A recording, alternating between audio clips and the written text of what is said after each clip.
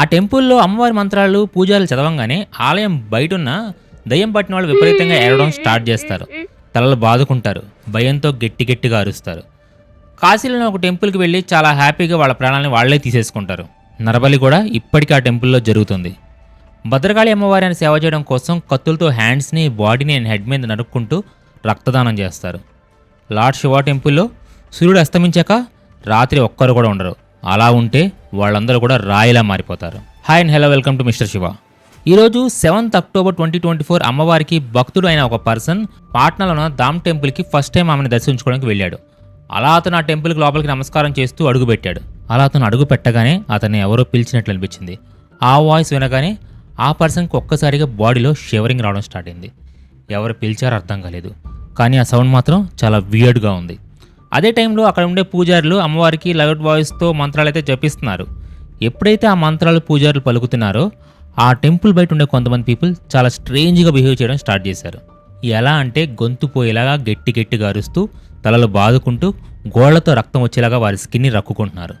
కొంతమంది అయితే ఆ టెంపుల్ దగ్గర ఉన్న ట్రీస్ మీద ఎక్కుతూ భయంతో నోరు పగిలిపోయేలాగా ఏడుస్తున్నారు. ఆ విజువల్స్ చూస్తే టెంపుల్లో ఉండే ఎవరికైనా హార్ట్ అటాక్ వస్తుంది. అంత దారుణంగా అక్కడ ఉన్న పీపుల్ అబ్నార్మల్గా బిహేవ్ చేస్తున్నారు.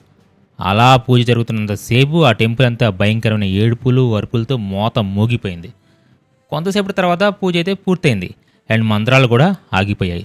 అప్పటి వరకు అబ్నార్మల్గా బిహేవ్ చేసిన వాళ్ళంతా కూడా సడన్గా అన్కాన్షియస్ అయ్యి కింద పడిపోయారు. హాయ్ ఫ్రెండ్స్, ఎలా ఉన్నారు? మన ఛానల్లో పోస్ట్ చేసే ప్రతి వీడియోకి మంచి రెస్పాన్స్ వస్తుంది. అంటే రీజన్ కేవలం మీరు ఇచ్చే సపోర్ట్ మాత్రమే. కానీ కొంతమంది వీడియో చూస్తున్నారు కానీ సబ్స్క్రైబ్ చేయడం మాత్రం మర్చిపోతున్నారు. సో ఈసారి నుంచి ఎవరైనా న్యూ మెంబర్స్ చూస్తే, మా వీడియోస్ చూస్తే ఛానల్ సబ్స్క్రైబ్ చేసి బెల్ ఐకాన్ని ఆన్లో పెట్టుకోవడం మాత్రం మర్చిపోకండి. మీకు మా కంటెంట్ వాల్యుబుల్ అని మీరు ఫీల్ అయితే లైక్ అండ్ షేర్ కూడా చేయండి. ఇంకా లేట్ చేయకుండా వీడియోలోకి వెళ్ళిపోదాం. ఎప్పుడైతే ఆ టెంపుల్స్లో అరుపులు ఏడుపులు ఆగిపోయాయో డీజే సౌండ్ ఒక హాఫ్ అన్ అవర్ వరకు ఫుల్ వాల్యూమ్తో పెట్టి ఒక్కసారిగా స్టాప్ చేస్తే ఎంత సైలెంట్గా ఉంటుందో అంతకు మించి సైలెంట్ ఆ టెంపుల్లో క్రియేట్ అయింది. ఆ సైలెన్స్ కూడా చాలా భయంగా అనిపించే అంత నిశ్శబ్దంగా ఉంది. ఇప్పటివరకు ఆ టెంపుల్ గురించి అసలు ఎందుకు అలా చెప్తున్నామంటే అక్కడ గోస్ట్ ఫెస్టివల్ జరుగుతుంది కాబట్టి. ఈ ఫెస్టివల్లో కొన్ని లక్షల మంది పీపుల్ ఎవ్రీ ఇయర్ వచ్చి పార్టిసిపేట్ చేస్తారు, స్పెషల్గా నవరాత్రి రోజుల్లో. ఈ నవరాత్రి జరిగే 9 daysలో ఆ టెంపుల్ అంతా అరుపులతో, డప్పులతో, డ్యాన్స్తో మోత మోగిపోతుంది. వాళ్ళు కూడా ఒంటి మీద డ్రెస్ లేకుండా ఉందా లేదని పట్టించుకోకుండా పూనకం వచ్చినట్లు ఊగిపోతారు. ఆ ఏరియాకి మనలాంటి సెన్సిటివ్ పీపుల్, చిన్న సౌండ్స్ కూడా భయపడేవాళ్ళు వెళ్తే గుండె ఆగిపోవడం ఖాయం. అందుకే ఆ టెంపుల్కి నార్మల్గా వెళ్ళి పూజ చేసుకుందామనే కామన్ పీపుల్ వెళ్ళడానికి భయపడతారు. నార్మల్గా దేవి నవరాత్రులు అంటే మనకి ఎంతో ఫేమస్ తెలుసు. రెగ్యులర్ డేస్లో వెళ్ళి విజిట్ చేయకపోయినా ఇలాంటి టైంలో ఎంత దూరమైనా కానీ వెళ్ళాలనిపిస్తుంది. కానీ ఇప్పుడు నేను చెప్పిన టెంపుల్కి మాత్రం వెళ్ళాలన్న ఆలోచన వచ్చినా భయం వచ్చేస్తుంది. కానీ ఆ టెంపుల్ చాలా పవర్ఫుల్. ఆ ప్లేస్ అంతా కూడా డివోషన్, ఫెయిత్ అండ్ పీస్కి మార్క్ లాంటిది. ఆ టెంపుల్ ఎక్కడైనా ఇండియాలో ఉన్న ప్రతి టెంపుల్కి ఇది నిదర్శనం. ఒక టెంపుల్కి వెళ్తే మనకి మంచి జరుగుతుందని భక్తులు నమ్ముతారు, కానీ కొన్ని టెంపుల్స్కి వెళ్ళడానికి భయపడతారు. ఇప్పుడు ఇలాంటి టెంపుల్స్ గురించి మాట్లాడుకుందాం. వీక్ హార్ట్ ఉన్న వాళ్ళు కొంచెం జాగ్రత్త. ఈ వీడియోలో కంటెంట్ మిమ్మల్ని భయపెట్టే ఛాన్స్ కూడా ఉంది. మన ఇండియాలో ఒక టెంపుల్ ఉంది. ఈ టెంపుల్ స్పెషాలిటీ ఏంటంటే భక్తులు అక్కడికి వెళ్ళి వాళ్ళ ప్రాణాలు తామే తీసుకుంటారు. క్లియర్గా చెప్పాలి అంటే చాలా హ్యాపీగా ఆ టెంపుల్ని విజిట్ చేసి అదే టెంపుల్లో చనిపోతారు. అంటే ఒక సాక్రిఫైస్ లాగా. వాళ్ళు ప్రాణాలు తీసుకున్న టెంపుల్ ఎక్కడుందనే డౌట్ మీకు వస్తే చెప్తాను వినండి. ఆ టెంపుల్ పేరు కాశీ కరవత్. ఇది వారణాసిలో ఉంది. మీ అందరికీ తెలుసు కదా అక్కడ ఉన్న గాడ్ లార్డ్ శివ అని. కానీ ఈ టెంపుల్ కన్స్ట్రక్షన్లో ఒక డేంజరస్ సీక్రెట్ దాగుంది. దాని గురించి తెలియాలంటే మనం కొంచెం బ్యాక్ వెళ్ళాలి.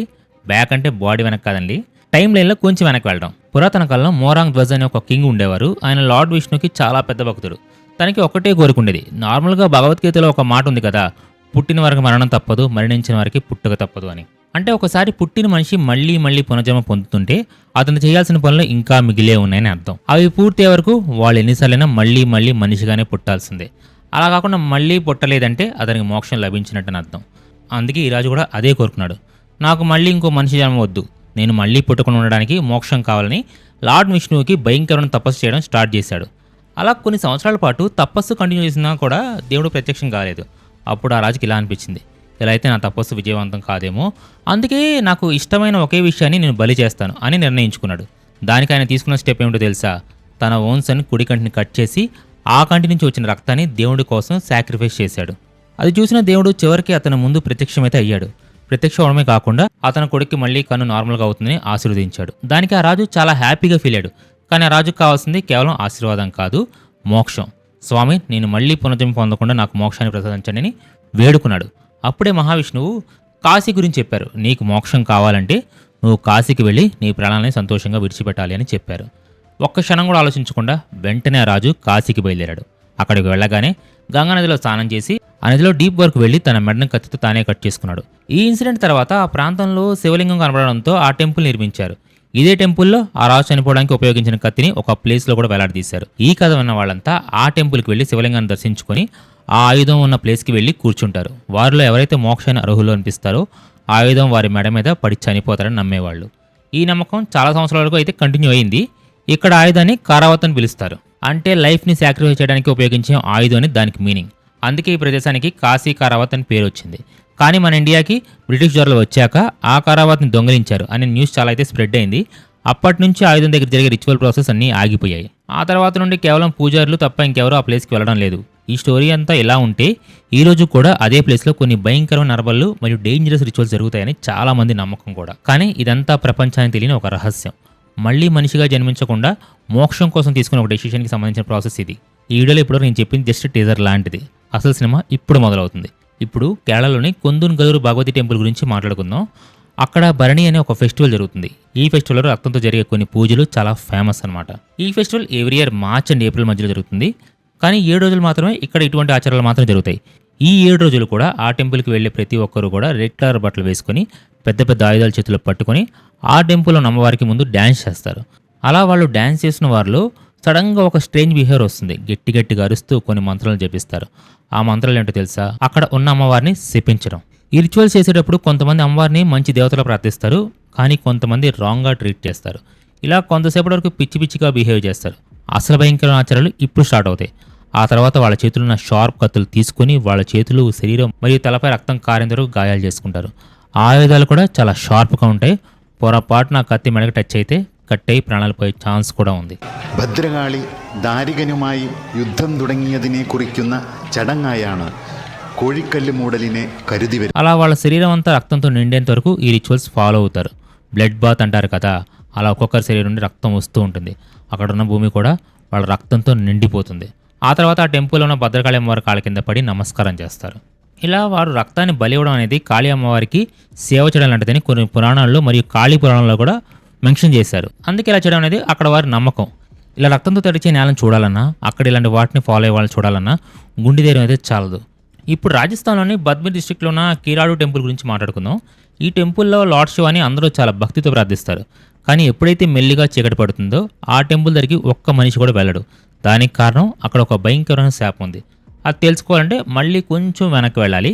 కొన్ని 100 years బ్యాక్ ఈ టెంపుల్ దగ్గరికి కిరాడు అనే ఒక చిన్న రాజ్యం ఉండేది. ఈ రాజ్యానికి రాజా సోమేశ్వర్ అనే రాజు రూల్ చేసేవాడు. అక్కడ ఉన్న ప్రజలు చాలా సంతోషంగా లైఫ్ని అయితే లీడ్ చేసేవాళ్ళు. కానీ వాళ్ళ మీద వేరే రాజ్యం వాళ్ళు ఫైట్ చేయడంతో ఆ రాజ్యం మొత్తం నాశనమైంది. తిండి బట్టలు దొరకకుండా కరువు స్ప్రెడ్ అయింది. ఇలా తన ప్రజల్ని చూడలేక రాజా సోమేశ్వర్ ఒక సాధువుని పరిష్కారం కోసం పిలిచాడు. ఆ సాధువు చేసిన కొన్ని పూజల తర్వాత ఆ రాజ్యంలో మళ్ళీ మంచి మార్పులు అయితే వచ్చాయి. అందరూ మళ్ళీ చాలా సంతోషంగా అయితే జీవితం సాగించారు.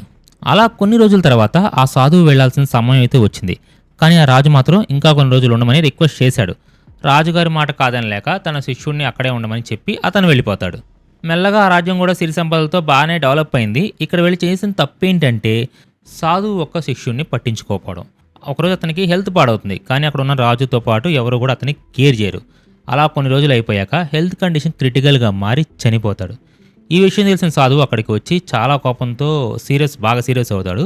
ఇంకా వాళ్ళందరికీ ఒక శాపం కూడా ఇస్తాడు. అదేంటంటే మీరందరూ రాత్రి సమయంలో రాయిలా మారిపోతారని శపిస్తాడు. అతని శాపానికి భయపడి ఆ రాజ్యాన్ని చాలామంది వదిలేసి వెళ్ళిపోయేటప్పుడు ఒక అమ్మాయి తన ఇల్లు ఒకసారి చూద్దామని వెనక్కి వస్తుంది. అదే సమయంలో చీకటి అవడంతో ఆమె ఒక రాయిగా మారిపోతుంది.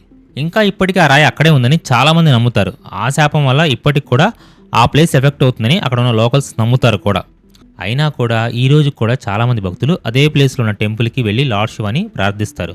కానీ రాత్రిపూట ఉండడానికి మాత్రం ఎవ్వరూ ధైర్యం చెయ్యరు. ఇలాంటి మిస్టీరియస్ టెంపుల్స్ ఇండియాలో చాలా ఉన్నాయి. ఇంకా కొన్ని టెంపుల్స్ అయితే అమ్మవారు రాత్రి సమయంలో తిరుగుతారని కూడా చాలామంది చెప్తారు. మీకు ఇలాంటి టాపిక్ పైన పార్ట్ 2 కావాలంటే మాత్రం కామెంట్ సెక్షన్లో పార్ట్ 2 అని మెన్షన్ చేయండి. సో పార్ట్ 2 కూడా అంతకు మించి ఉంటుంది. సో మిస్ అవ్వకూడదని అనుకుంటే ప్లీజ్ కంప్లీట్ ద టార్గెట్. ఫైనల్గా మా వీడియోలో కంటెంట్ మీకు నచ్చితే మీరు మాత్రమే చూడకుండా మీ ఫ్రెండ్స్ అండ్ ఫ్యామిలీకి కూడా షేర్ చేయండి. కొత్తగా నేను మళ్ళీ ముందుకు వస్తాను. అందరూ టేక్ కేర్ అండ్ బాయ్.